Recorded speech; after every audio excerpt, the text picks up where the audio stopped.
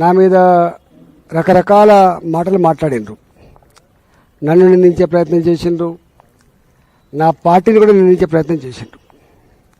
సరే, అది వాళ్ళ విజ్ఞతకు వదిలిపెడతా.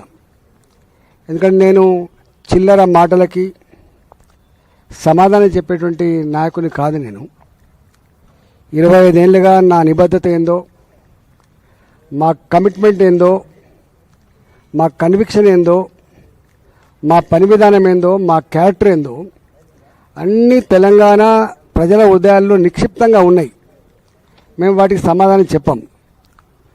ఇక్కడ ఇష్యూ, నేను మాట్లాడే అంశం భారతీయ జనతా పార్టీ అంశమా, ఇది ఈటల రాజేందర్ గారి అంశమా అని కూడా మాట్లాడుతూ ఉంటారు. Bharatiya Janata party fundamental principal, మా ఫండమెంటల్ ప్రిన్సిపల్ దేశం first, nation first, party next, personal last. నేను పక్కా బాజాప్తా తెలంగాణ మట్టి బిడ్డను.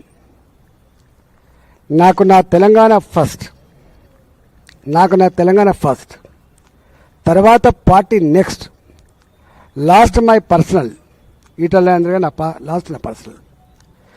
ద మోస్ట్ ఇంపార్టెంట్ థింగ్ ఏంటంటే, మరొకసారి గుర్తు చేసే అంశం ఏంటంటే, నాలాంటి వాడిని ఈ స్థాయికి ఎదగడానికి, ఇంత స్థాయికి ఎదగడానికి, ప్రజలలో ఇంత గౌరవం గుర్తింపు పొందడానికి కారణకుని నేను తెలంగాణ ఉద్యమ బిడ్డను. నేను 13-14 సంవత్సరాలు తెలంగాణ రాష్ట్ర ఏర్పాటు కోసం నేను రకరకాల హోదాల్లో పనిచేసినటువంటి చరిత్ర తెలుసు. అన్నిటికంటే ముఖ్యంగా తెలంగాణ రాష్ట్ర ఏర్పాటు బిల్లు అసెంబ్లీలో ప్రవేశపెట్టిన నాడు నేను ఆ బిల్లును మద్దతు ఇవ్వమని చెప్పి 1 గంట 2 గంటల పాటు సమైక్య శాసనసభలో అందరినీ కన్విన్స్ చేసినటువంటి వ్యక్తిని నేను ఆ పాత్రలో ఉన్నవాడిని. నేను ఇవాళ రాజకీయాలు ఉంటాయి, రాజకీయాలు ఉండేవని నేను, కానీ రాజకీయాల ముసుగులో ప్రజల జీవితాలతో చెలగాటమాడే ప్రయత్నం ఎవడు చేసినా, ఏ పార్టీ చేసినా నాలాంటి వాడిని స్పెక్టేటర్గా ఉండడానికి లేను. నేను నాలాంటి వాడిని అర్థం చేయించే ప్రయత్నం చేస్తా, అవగాహన చేసే ప్రయత్నం చేస్తా, లేని పక్షంలో చీల్చి చెండాడే ప్రయత్నం కూడా చేస్తాం. మేము ఎవరి మెప్పు కోసమో, ఎవరి స్క్రిప్ట్ రాసిస్తేనో, ఎవడు పలికిస్తేనో పలికేటోళ్ళం కాదు. మేము స్వయం ప్రకాశకులం. మాకు సొంత జ్ఞానం, సొంత అవగాహన, సొంత కమిట్మెంట్ ఉన్న వాళ్ళం. మేము కుంజిస్తే రిమోట్ కంట్రోల్ లాగా ఉంటుండే కాదు. ఈ అవగాహన మా మీద ఆరోపణ చేసేటువంటి నీచులకు ఉండాలని చెప్పి నేను మనవి చేస్తున్నాను. మేము ఏమన్నాం? మేమందల్లా నేను ఆ తెలంగాణ జిల్లా బిడ్డగా ఎస్ఆర్ఎస్పి ఎన్ని విషాదాలు మిగిల్చిందో మాకు తెలుసు. ఎస్ఆర్ఎస్పి రాకముందు ఏముండే, ఎస్ఆర్ఎస్పి వచ్చిన తర్వాత ఏముండో నేను సజీవ సాక్షిని. నేను మా దగ్గర నేను చిన్నప్పుడు 69 నుంచి 73-74 వరకు భయంకరమైన కరువు ఉండే. ఆనాడు ఎలినినో అని చెప్పిన వాళ్ళు లేకపోవచ్చు, నేనినో అని చెప్పిన వాళ్ళు లేకపోవచ్చు, కానీ భయంకరమైన కరువు ఉండే. ఏ ఇంటికి పైన జొన్నన్నం తప్ప వరన్నం లేదు ఆనాడు. చుట్టపొడత్తే తప్ప వరన్నం తినే పరిస్థితి లేకుండా ఆనాడు. గప్పుడు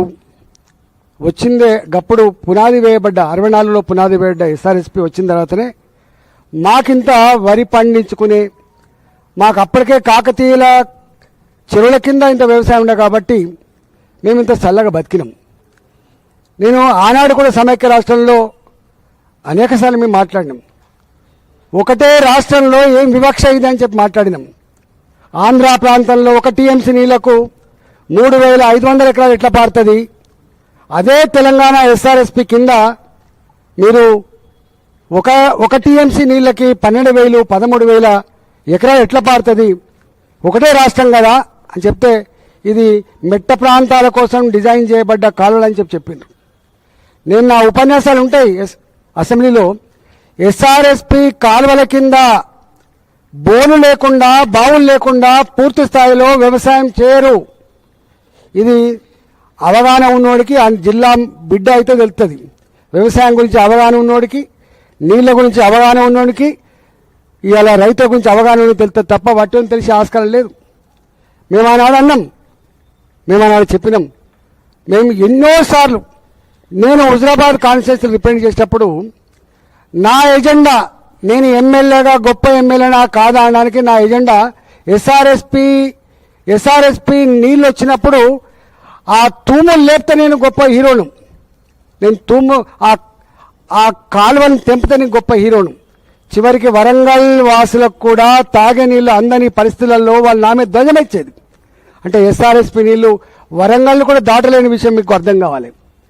తెలంగాణ ఉద్యమం పుట్టినాడు మా గోరేటి వెంకన్న పాటలు ఉంటాయి, ఇప్పటికీ పల్లెల్లో పల్లెలు మొలిసి అనేటువంటి పాటలు ఉంటాయి. వానమ్మ వానమ్మ వానమ్మ ఒకసారంగా వచ్చిపోయే వానమ్మ అనే పాటలు ఉంటాయి. నీళ్ళ కోసమే, నిధుల కోసమే, సెల్ఫ్ రెస్పెక్ట్ కోసం ఉద్యమించినటువంటి తెలంగాణ ఉద్యమ బిడ్డగా నేను ఇవాళ రాజకీయాలు ఏమైనా ఉండొచ్చు, సిద్ధాంతాలు ఏమైనా ఉండొచ్చు, కానీ మూలాలను మర్చిపోవడం మనిషి కాదనేది నా సిద్ధాంతం. నేను గక్కడి నుంచి వచ్చిన కాబట్టి ఇవాళ కాళేశ్వరం ప్రాజెక్టు, కాళేశ్వరం కంటే ముందు జలయజ్ఞం జరిగింది. ఇక్కడ చాలామంది మర్చిపోతున్నారు. జలయజ్ఞంలో భాగంగానే తమ్మిడి హట్టులో ప్రాణహిత నీళ్ళు తీసుకురావాలని చెప్పి ఆనాడు రాజశేఖర రెడ్డికి ప్లాన్ చేసిండు. 2007 వరకే పూర్తి చేసే ప్రాజెక్టులు, 2009 వరకు పూర్తి చేసిన ప్రాజెక్టులు అని చెప్పి అప్పుడున్నది. దాని డీటెయిల్కి పోను. తమ్మిడి హట్టు దగ్గర కట్టాలి, ఎట్లా లిఫ్ట్ చేయాలి, కాలువల ద్వారా ఎట్లా తేవాలి, ఎల్లంపల్లి ప్రాజెక్టు ఎట్లా వేయాలి. నేను మొట్టమొదటిగా ఎమ్మెల్యే అయిన తర్వాతనే ఎల్లంపల్లి ప్రాజెక్టుకు పునాది రాయబడ్డది. ఆనాడు రాజశేఖర రెడ్డి గారి ముఖ్యమంత్రి ఉండే, అది 24 టీఎంసీల నీళ్లతోటి అది పునాది రాయబడ్డది. అక్కడి నుంచి వెళ్ళి ఎంఎండి కూడా ఆనాడే ప్లాన్ చేయబడ్డది. ఎంఎండి కానీ ఇవాళ శ్రీపాద ఎల్లంపల్లి ప్రాజెక్టు కానీ, కొండపోచమ్మ సాగర్ కానీ, మల్లన్న సాగర్ కానీ ఇవాళ కాదు, కాళేశ్వరం నీళ్లు చేవెళ్ల వరకు రావాలనేటువంటి ఆలోచన ఆనాడు చేసిన పార్టీ కాంగ్రెస్ పార్టీ అనే విషయం మర్చిపోవద్దు. కానీ తెలంగాణ వచ్చిన తర్వాత తెలంగాణ దుఃఖం తెలిసినటువంటి వాళ్ళుగా ఇవాళ గట్ల కాదు, కట్టేదేదో మంచి కట్టుకోవాలి, కడుపు నుండి నీళ్ళు తెచ్చుకోవాలనేటువంటి కాన్సెప్ట్ తోటి నీళ్లు ఉన్నాయే ప్రాణహితలో కాబట్టి ఆ నీళ్ళని మనం గొప్పగా వాడుకోవాలంటే అప్పుడు మేడిగడ్డ లక్ష్మీ బరాజ్ కట్టుకొని అక్కడి నుంచి వెళ్ళి అన్నారంకి ఎత్తిపోసుకొని అక్కడి నుంచి వెళ్ళి సుందిలకు ఎత్తిపోసుకొని ఇవాళ దీని కెపాసిటీ 16 టీఎంసీలు, అన్నారం కెపాసిటీ 8 టీఎంసీలు, ఇవాళ సుందిల కెపాసిటీ 8 టీఎంసీలు తీసుకుపోయి ఎల్లంపల్లి వేసుకుంటే ఎల్లంపల్లి నుంచి వెళ్ళి మాకు 24-25 టీఎంసీలు అని చెప్తుంటూ 29 టీఎంసీల నీళ్లు మాకు మిడిమానేరులు ఉంటాయి. మిడిమానేరుల కెపాసిటీ 29 టీఎంసీలు దాదాపుగా. ఇవాళ రైల్వే జంక్షన్ కాజీపేట ఎట్లా అంటారో ఇవాళ ఉత్తర తెలంగాణకు నీళ్ళ యొక్క అడ్డ, నీళ్ళ జంక్షన్ మిడిమానేరు. ఇవాళ మేము పోచంపాడు కెపాసిటీ 90 టీఎంసీలు ఉన్నప్పటికీ కూడా మాకు ఎల్ఎండిలో 24 టీఎంసీల కెపాసిటీ ఉన్నప్పటికీ కూడా ఒక్క పంటకు కూడా నీళ్లు సరిగా అందకపోతుండే, ఇవాళ కాళేశ్వరం లింక్ అయిన తర్వాత ఎన్ఎండిలో 20 టీఎంసీల నీళ్లు మాకు గ్యారంటీ ఏర్పడిన తర్వాత అవసరమైతే మీకు పోచంపాడులో కూడా నింపుకునే వెసులుబాటు కల్పించున్నారు. కాబట్టి మాకు రెండు పంటలు సంపూర్ణంగా పండించుకున్న జిల్లాలు ఇవాళ కరీంనగర్ జిల్లా, వరంగల్ జిల్లా, పార్ట్ ఆఫ్ నల్లగొండ జిల్లా కూడా. మీరు ఇప్పుడు అడగండి, మీరు కావాలితే ఇప్పుడు మీ ఎమ్మెల్యే ఉన్నారు కదా, అడగండి. ఇవాళ కాళేశ్వరం ప్రాజెక్టులో కాంట్రాక్ట్ ఇవ్వడం మాట్లాడతలేను, కాళేశ్వరం ప్రాజెక్టులో కమిషన్ అందించడం గురించి మాట్లాడతలేను, కాళేశ్వరం ప్రాజెక్టులో డిజైన్ తప్పున్నాయని మాట్లాడతలేను. కానీ ప్రాజెక్టు కట్టడమే తప్పనేటువంటి మీ నీచమైన ఆలోచనతో తప్పంటున్నాను నేను. తెలంగాణ ఇవాళ బోర్లు వేసి బోర్ల పడ్డ తెలంగాణ అని చెప్పుకున్నాం కదా, బావులు తవ్వి బండపడితే బతికే బండబారిపోయిన తెలంగాణ చెప్పుకున్నాం కదా, గా తెలంగాణకే కదా నీళ్ళు కావాలని చెప్పి అడిగింది. ఇవాళ మనం చేసుకున్నాం. మేము ఏమన్నామేమేం ఇవాళ ఎలినినో మళ్ళా భయంకరమైన కరువు వచ్చినట్టుందని చెప్పి మనం చెప్పట్లే. ఇలా ప్రపంచవ్యాప్తంగా ఉండేటువంటి అనేక రకాల సంస్థలు చాలా తీవ్రమైన ప్రభావం ఉండేటువంటి ఆస్కారం ఉందని చెప్పి చెప్తున్నారు. మా బాధ ఇవాళ గింత ఇన్ఫ్రాస్ట్రక్చర్ తయారైంది కాబట్టి. లక్ష్మీ బరాజ్ నేను అక్కడ నీళ్ళు నింపమని కోరట్లేదు. ఎన్డీఎస్ఏ ఏం చెప్పింది, వీళ్ళు ఏం చేసిండ్రు, ఎందుకు ఇన్ని సంవత్సరాలుగా ఇవాళ రాజకీయం చేస్తూ ఉన్నారు, ఎందుకు ఇన్ని సంవత్సరాలుగా జాప్యం చేస్తూ ఉన్నారు, ఎందుకు తెలంగాణ ఉత్తర తెలంగాణ ప్రజల కళ్ళల్లో మట్టి కొడుతున్నారు, ఎందుకు హైదరాబాద్ నగర నీళ్లు రాకుండా చేస్తున్న గురించి నేను మాట్లాడతాను. నేను అంటలేను. నేను అడుగుతుండాలి ఏంటంటే ఇవాళ ఇంత భయంకరమైన హెచ్చరికలు వచ్చిన తర్వాత కూడా మీకు సోయి లేకపోతే ఎట్లా అని చెప్పి అడుగుతున్నాను నేను. ఇవాళ ముఖ్యమంత్రి గారిని విమర్శించాలని రాలే, ఇక్కడికి కాంగ్రెస్ ప్రభుత్వాన్ని విమర్శించాలని రాలే. బాధ్యత కలిగిన వాళ్ళు మీరే కాబట్టి ఇవాళ నేను కేసీఆర్ గారిని డిమాండ్ చేయను. కేసీఆర్ గారు ఇవాళ చేసే పొజిషన్ లేడు కాబట్టి, ఇవాళ చేసే పొజిషన్లో ఉన్నది ప్రభుత్వం, ఉన్నది కాంగ్రెస్ పార్టీ. ఇవాళ రేవంత్ రెడ్డి గారు ఉన్నారు కాబట్టి అడుగుతున్నా నేను, ఈ చేయాల్సిన బాధ్యత ఎవరిది ఉన్నది. నేను అడుగుతున్నా, ఇవాళ అన్నారంలో బొంగబడ్డదా, సుందరిలో బొంగబడ్డదా, గింత రాజకీయం, గింత నీచమైన ఆరోపణ. ఇవాళ మీరు తెలంగాణలో బోలెడంత మంది రిటైర్డ్ ఇంజనీర్లు మాత్రమే కాదు, ఎక్స్పర్ట్ ఇంజనీర్లు కూడా ఉన్నారు. ఒక మీటింగ్ పెట్టచ్చు కదా, నిజంగా బొంగబడ్డలా, నిజంగా ఎన్ని టీఎంసీలు నింపవచ్చు, అన్నారంలో ఎన్ని టీఎంసీలు నింపవచ్చు, సుందీలలో ఎన్ని టీఎంసీ ఎత్తిపోవచ్చు. ఇవాళ ఏం చెప్తుంది మళ్ళా, ఇక్కడ ఇంత భయంకరమైన తెలంగాణలో కరువు ఉండి, నేను మొన్న కరీంనగర్ పోయినామన్నా, బిడ్డ ఒకసారి విత్తనాలు వేసినాం, పత్తి విత్తనాలు అవి పొట్టిపోయినాయి, మొలవలేదు, మళ్ళీ రెండోసారి కూడా మళ్ళీ విత్తనాలు వేస్తున్నాం బిడ్డ అన్నారు. అవి ఎండిపోతా అంటే మొలవకపోతే కుండలతోటి నీళ్ళు తీసుకుపోయి పోస్తున్నాం బిడ్డ, ట్యాంకర్లతో నీళ్ళు తీసుకొచ్చుకొని వేస్తున్నాం బిడ్డ. నీకు తెలుసు కదా బిడ్డ, ఒక్కసారి విత్తనం వేయాలంటేనే ఎకరానికి 4-5 వేల రూపాయలు ఖర్చు అవుతాయి. రెండోసారి కూడా విత్తనం వేసినాం, ఇవాళ మళ్ళీ పాత రోజులు గుర్తొస్తున్నాయి బిడ్డ అంటున్నారు వాళ్ళు. ఎక్కడ నార్లు వేలే. మీకు ఉండాల్సిన సో ఏంటంటే, ఇవాళ మిషన్ భగీరథ వచ్చిన తర్వాత ఊర్లలో బావిల నీళ్లు తాగుతలేరు, బోర్ల నీళ్లు తాగుతలేరు. ఈ ఊర్లలో ఇవాళ ఎక్కడో ఎల్ఎండిలో నీళ్లు బటన్ ఆన్ చేస్తే కొన్ని 100 గ్రామాల నీళ్ళు వచ్చే పరిస్థితి వచ్చింది. మరి చేసిండ్రు. ఇవాళ మొత్తం తాగే నీళ్లు తెలంగాణ ప్రజలకి మళ్ళీ గోదావరి నీళ్ళన్నా కావాలి, మళ్ళీ కృష్ణానది నీళ్ళన్నా కావాలి. పోయిన సంవత్సరం ఎట్లా నీళ్ళు వచ్చినాయి, ఎట్లా వర్షాలు పడ్డాయి, ఎట్లా గేట్లు ఎత్తినాం, దాని గురించి మాట్లాడుతున్నాం. నేను అంటున్న వాళ్ళు ఏంటంటే, ఇవాళ రెండోసారి విత్తనం వేసి మొగుల వైపు చూస్తున్నారు ప్రజలు, రైతులు. మీకు తెలుసు, ఒక పంట ఎండిపోతే ఎంత దుఃఖం ఉంటుందో. వెనుకట్లాగా గుమ్ములు లేవు బాబు, వెనుకట్లాగా ఘర్షలు లేవు.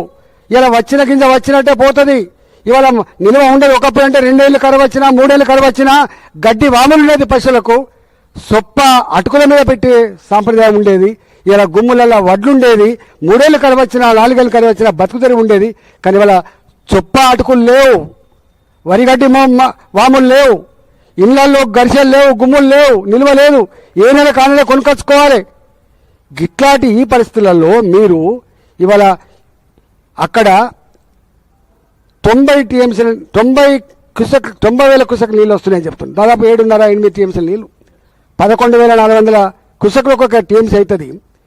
ఇవాళ మేము మొదటి నుంచి చెప్తా ఉన్నాం, ఎండాకాలంలో కూడా 1-2 టీఎంసీలు తెచ్చే కెపాసిటీ ఉన్న జీవనది ప్రాణహిత. ఇవాళ మీరు అంటున్నారు బరాజు లేదు కదా, మేము అంటున్నాం బరాజు నింపమని. మేము అంటలేం బరాజు నింప, లక్ష్యం బరాజు పుల్లెలు కూలిపోయినా కూడా నింపు అంటలేం. మేము దేవాదుల కిందనే ఉంటుంది. దేవాదులకు బ్యారేజ్ లేదు.